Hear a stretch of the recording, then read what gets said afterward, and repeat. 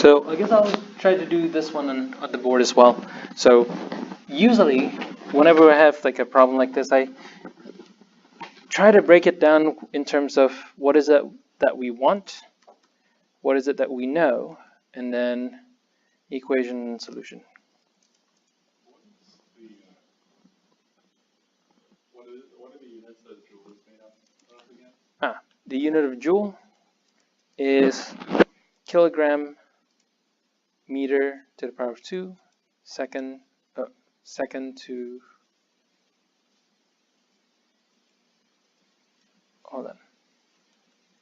to the power of -2 kilogram meter squared per second squared. In this particular case anyway, the information that you want is calculate the wavelength of an electron. So that's what you want. You want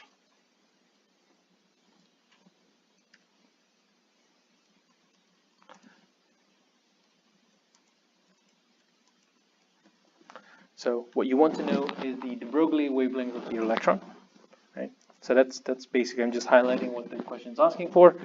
What you know is that the speed is 325 meter per second. And you also know that the mass is 9.11 times 10 to the power of -31 kilogram. Okay. So, just kind of breaking down the problem to easier things. So what are the equations that's relevant for this whole thing? Well, we simply have to look at some of our table of equations, and in this case, the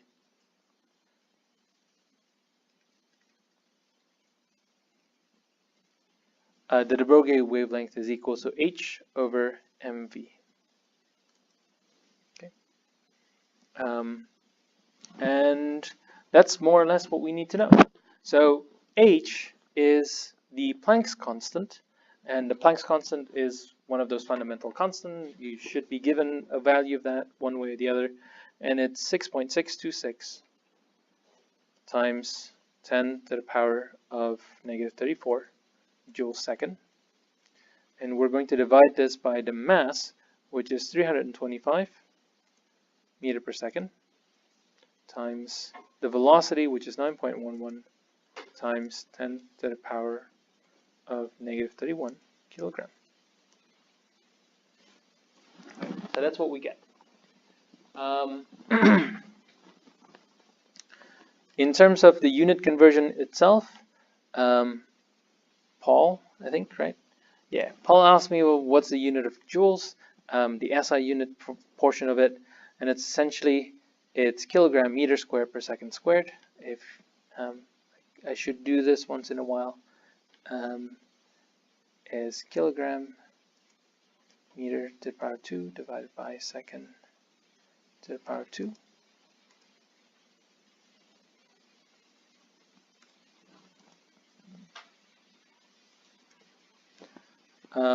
Oops. Way too much there.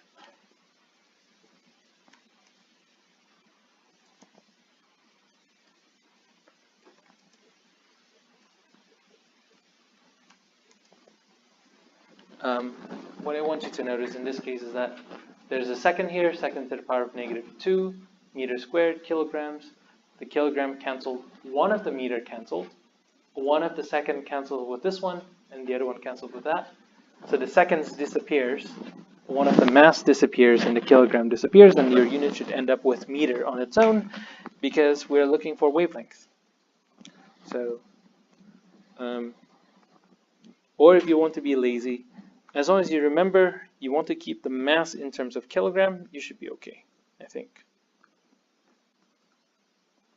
So this is going to be, my suggestion again is usually just divide these three numbers together. So what I'm going to do in my calculator is 6.626 divided by 325, and then divide it again by 9.11. And then I'm going to multiply this by 10 to the power of -34. And notice that this is divided by -31, so it becomes minus double negative, so it's a positive, like that. And it usually becomes easier to calculate and punch in the calculator. So 6.626 divided by 325 divided by 9.11 is 0.0022379 times 10 to the power of negative 3 meter. Sorry, I forgot my unit there. And good housekeeping would be to just simplify it one more time. So this is going to be 2.2379 10 to the power of negative 6 meter. Okay. And that's more or less the answer that we get.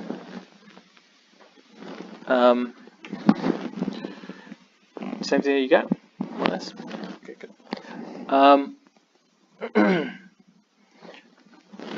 What I want you to notice in this case is that the wavelength of the electron is 10 to the negative 6 meter, or about 2 microns. And 2 microns is more or less about the width of your hair. But I do want you to try to do this calculation again with an actual baseball. In this case, number 2, same problem, but use a baseball. Where the speed is much slower, but the mass is much larger at 145 grams, which is, if we convert it to kilograms, is 0.145 kilograms.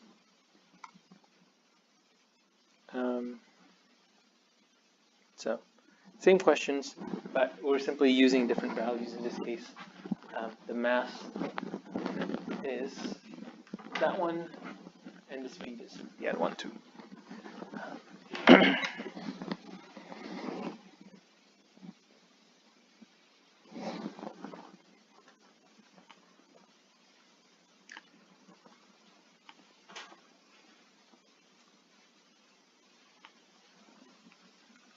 Anybody, if somebody got a number for me, if they can share it, that would be great as well. Number 4. The baseball one. The answer? Yeah. I got 7.838. So that's That sounds about right. What was it again? 7.838. There's a long one. Yeah. 23 times 10 to the negative 35. Meter. Okay, let's double check. Points. Yeah. All right. So we get 2. So 34. 1. Yeah. Yeah, that's right. Yeah. So that's more or less like the typical questions in terms of these kinds of de Broglie wavelength. In this case, if we want to, the de Broglie wavelength of a baseball is about 10 to the negative 35 meter, whereas the wavelength of an electron, whoops, what happened there, is in comparison so much bigger at 2 microns, or 10 to the negative 6 meter. Now, the reason why I kind of want to bring this up is that if you have an electron,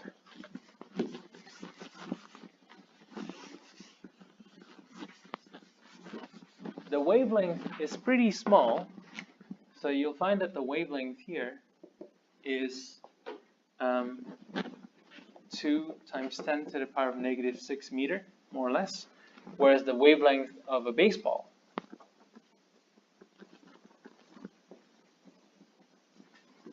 is 8 times 10 to the negative 35 meter.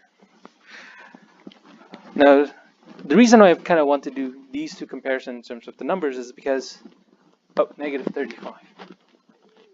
Notice that this one is so much smaller compared to the other one. And the reason why we don't see baseball behaving quantum mechanically, that is, if we can do the similar calculation with a large object like this marker, and you'll find that the wavelength is going to be about the same amount as well, negative 30 meters or so. So it's incredibly tiny. That is, the quantum mechanical portion of these markers, or the baseballs, are really, really, really tiny that you don't see the quantum mechanical nature of it at all. It's too small.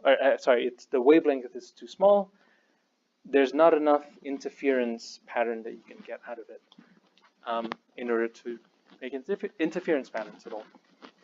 Only when your object is really, really small, like this one here, 10 to the negative 31 kilogram, that the wavelength is somewhat manageable. And if you look at the size of the electrons and 10 to the negative 6 meters, and you realize that 10 to the negative 6 meters is actually pretty big compared to the size of the electrons. But the baseball, the wave properties of large object is very, very tiny. Going back to the picture from before, essentially what we have is that we have a really solid object. And you remember from my initial drawing that only the last edge here is behaving quantum mechanically. So if you have a baseball, only that sliver about this length from the outside surface of the baseball is actually behaving in any way quantum mechanically. So it's more or less non-existent. Hence, the baseball feels solid, and it doesn't go into interference pattern. It really is a matter of size, rather than anything else. Any questions in terms of some of the calculations? Some of these just requires, some practice is necessary, as always. Let's see. 9:32. So why don't we just wrap it up? Do you guys have any questions for me before I try to wrap it up and so on? Yeah. So let's just kind of list off the things that we covered, kind of, or hopefully you guys could understand a bit more. So for one, some conceptual stuff. I want you to get a feel of this wave-particle duality. Next, I want you to be able to distinguish between, I guess all particles are waves and particles both at the same time, but there's a slight difference between photon versus everything else. They do have the same property, that is high frequency equals to high energy, and high frequency equals to short wavelength, right? The same properties applies to photons and any other object in the universe, except photon is kind of weird because it is massless and it moves super quick. So photon is just a bit weird because it doesn't have any mass, so the equation is different.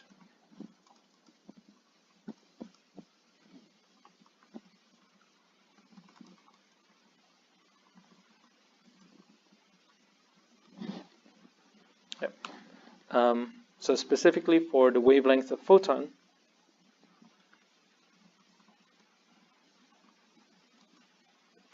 is h c over v, whereas if we have the Broglie wavelength, it's hc h over mv. Yeah. And some of the, I already erased it on the board, but some of the energy equation that you need to use is also slightly different. Let's see what else. Conceptual stuff. Now, the reason why we study photon, it's mostly because that's our detection method. That is, if you want to try to characterize any particular molecules or compounds or anything, you usually shine light to it and you go into absorptions or emission. And essentially the energy of the photon is equal to the difference oops, sorry, is equal to the energy difference between the two quantum states. And for now, the quantum state is just described as n. And n could be anything from 1 all the way to infinity. And depending on the molecule, the energy levels of these things could change. You know, the energy of this light versus that light that's coming on from the TV is slightly different. That's why they show different colors. And essentially, that's how light works and how LED works and so on. Let's see what else. What else did we cover? I forgot. I'm trying to figure out what else.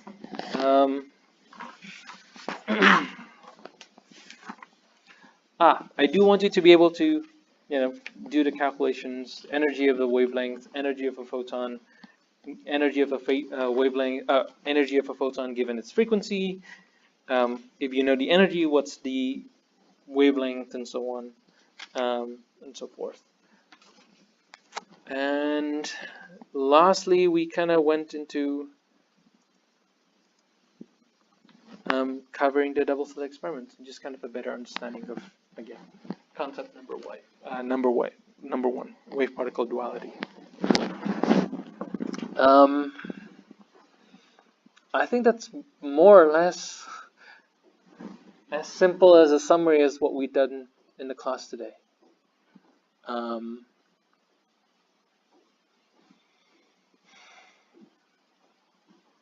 The rest is calculations. So just familiarize yourself with the equations, and if you have the equation sheet with you, I need to know the wavelength, then I'm going to use the equation that have wavelength on it, given the information that you need. So, things like that.